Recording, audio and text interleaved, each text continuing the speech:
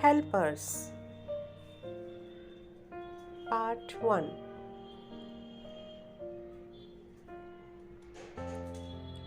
He is a postman. He brings us letters. He is a farmer. He grows crops. He is a baker. He bakes cakes. She is a nurse. She looks after sick people. He is a plumber.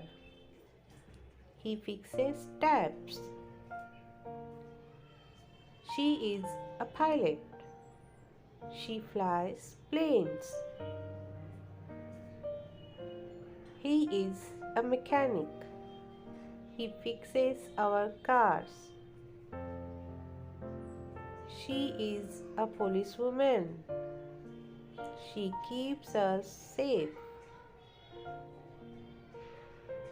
He is a gardener. He keeps our plants green.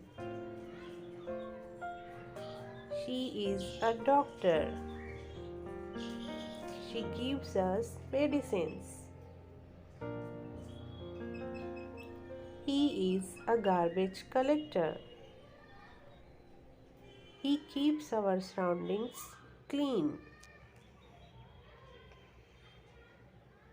She is a lifeguard.